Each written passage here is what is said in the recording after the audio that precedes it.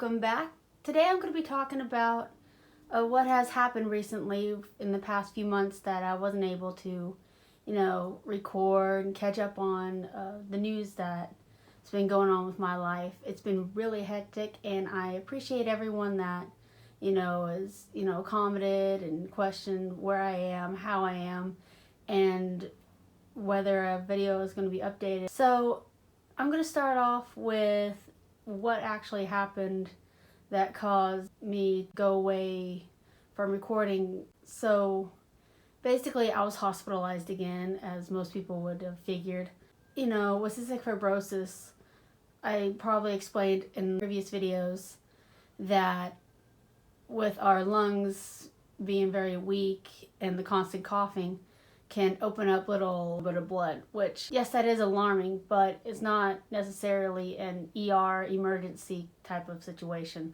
What becomes an emergency is if it continues, and in my case it did. Antibiotics that I'm currently on, it's safer for me to go to the ER, get checked out, and see if they need to do any further surgeries or examinations. It takes about 1 to 2 hours to get the blood work, my vitals, get me all situated with my portacath, put some fluids in me, start me on some antibiotics, get my med list all settled in, and as I'm sitting there, I'm still starting to cough up more blood, which they alert the doctors because now it's becoming more and more frequent of blood. So is I have to go to surgery.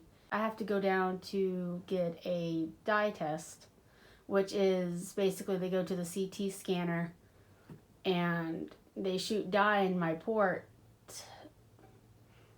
to see where the blood is actually coming out of my vein, to see which one needs to be cauterized for surgery so they don't have to try to do a guessing game, and showed no active bleeding. And so they kind of marked it off as, it's not an emergency. We don't need to open her up to see if we need to cauterize a vein, because with every surgery, it's a higher risk for me spreading the bacteria and infection throughout my lungs and also my body. So again, surgery is the last resort.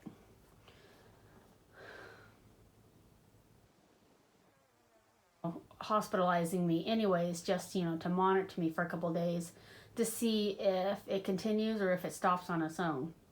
And sure enough, 2 days later I start coughing up again, and this time it's like half a cup of blood, and they quickly do a CT scan again and still no active bleeding, which is confusing them. So with all that amount of blood, the doctors went ahead and agreed to the surgery, and I went under the next day. A little different because of the amount of blood that I'm coughing up, and yet they're not able to find it. Surgery is I am fully awake and responsive, so I'm not under any anesthesia. I'm under painkillers and the numbness so that I'm not completely uncomfortable. The reason that I'm not under anesthesia is so I can be responsive, and they need me to hold my breath to see where the dye is coming from, because if I'm continuously breathing, my veins and my lungs are moving as well, and it's kind of hard for them to determine exactly where the bleeding is coming from. It's actually really painful due to the fact that, yes, I'm under the pain meds, but the numbness is actually just where the insertion is in my leg that they go through. And in previous videos, I explained that they go through the main artery in my leg and go up there through my lungs. Still, the camera and the glue and all the equipment that's going up through my vein until it hits inside my lungs, where the numbness is no longer there. The dye, all I feel is the rush of very hot liquid go throughout my lungs. Feels like a burning sensation. And I'm having to lay there still so they can move around, see where the bleeding is. And what ends up happening is they cauterized two of the main arteries in my lungs in my right side, which is down towards the middle part of my right lung, and one of the main arteries in my on the top part of my lung. And when the glue is being inserted in there, it burns so bad. Like, I cannot explain how painful it was. No medicine could numb that pain, like, to where I can be comfortable. And I'm not gonna lie, I was in tears, just wanting to just, move, say quit. But I know I couldn't because they had to do it in order for me to not, bleed out or have the infection go even worse. They cauterize one of the arteries and then they move up to the top one. And what happens there is 1 out of 1,000 risk factors is I can have a stroke. And that's just a big factor that I have to sign in order for them to safely, do surgery, knowing the risk. And sure enough, I am that 1% that actually had a stroke during this part of surgery. Because what it was is a spinal stroke. For whenever they cauterized the top part of my lung where the artery is, when the glue hit, temporarily blocked the blood supply to my spine, because that's where the blood supply to my spine was, in that artery. Since I'm awake, I could actually feel the stroke all through my right side of my body, from my shoulder blade all the way down to my toes. And it was like an intense muscle spasm to where it felt like all my bones and my muscles were just clenched together so much, like I was being crushed. Telling them that something was wrong and that it hurts. Me even more pain meds and killers through my IV. And it ended up with so much that they reached the limit of 5 different pain meds, from Vicodin to morphine to all this stuff, to so much that my body was just had enough. So they couldn't get to my left side of my lung because of all the pain I was in and the stroke that I was having, that they had to go ahead and just hope that the bleeding would stop fully on my right side, and hope that my left side wasn't actively bleeding as well. So they just had to call it quits because I was in tears. I was yelling and screaming from all the pain that I was going through, that they had to quit the surgery. It was a little confusing because my shoulder blade all the way down to my right side of my leg was still numb. I couldn't move it. The nerves were just everywhere, and a lot of the doctors were saying that it was still the lidocaine, it was still trying to wear off. And so I didn't really think anything through it. Note that at the time of the surgery, I didn't know I was having a stroke. The doctors didn't know I was having a stroke until the next day after it, where the lidocaine supposedly should have already gone, away.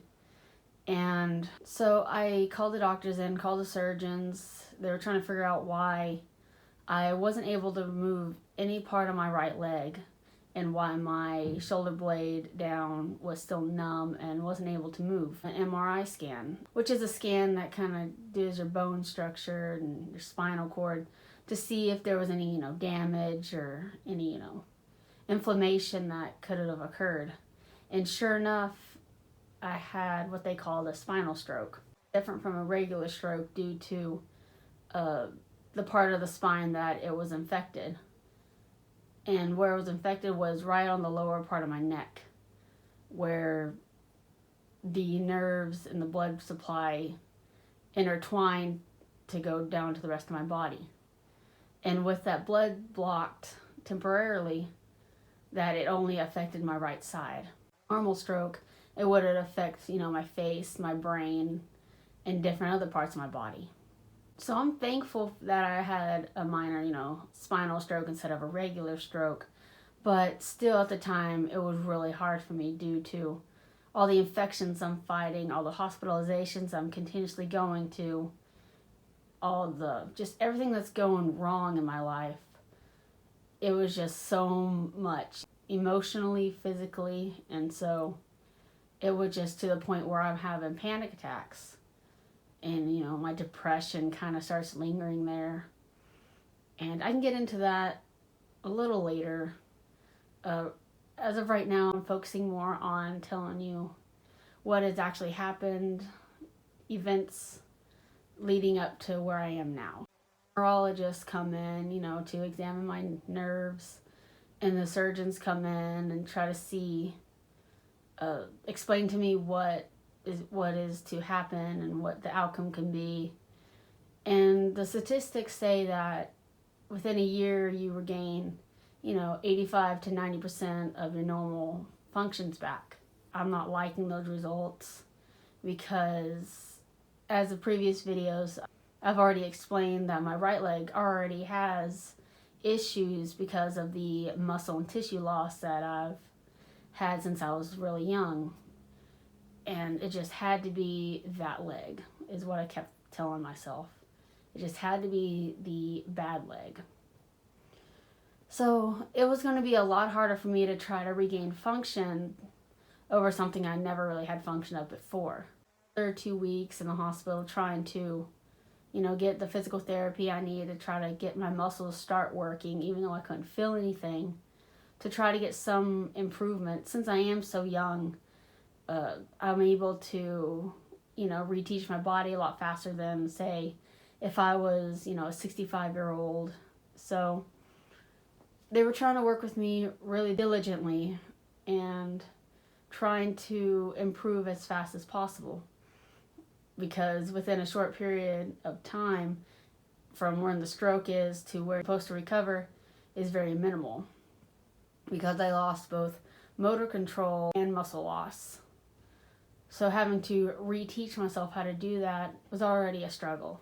In my time at the hospital, I was supposed to be doing home health, which is basically someone coming down from a home health care and work with me on my leg to improve me over time. However, the issue with that is whenever I left, that the thing was still pending. And with things being pending before you get out of the hospital, when you're discharged, it's almost like they completely forget, because you're discharged, they're focusing on other patients. And since while that was pending, I never got the care that I needed. I was basically just sitting at home, unable to do anything. My insurance actually gave me a walker, which I'm thankful for, where I can actually move around.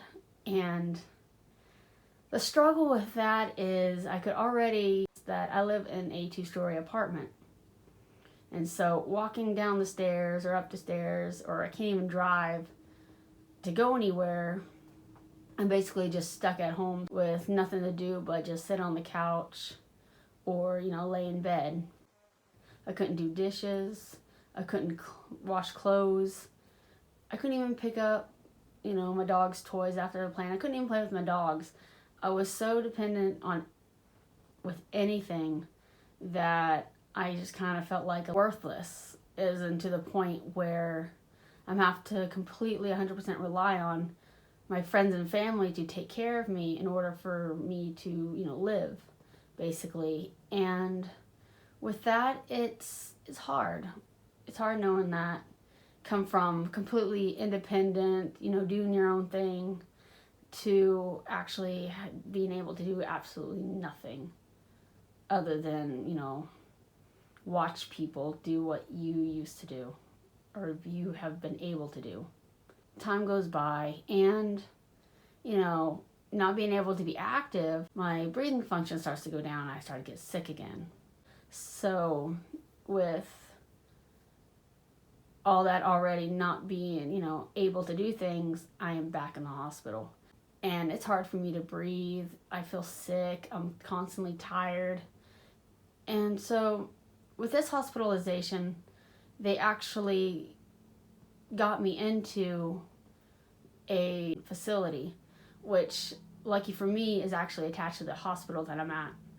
So all I had to do is transfer to a different tower. And in the next video, I can kind of share my experience with what happened there, what I was going through, what my scheduling was, things to help improve my living status. But the purpose of this video was kind of tell you what has happened to get me leading up to where I am now.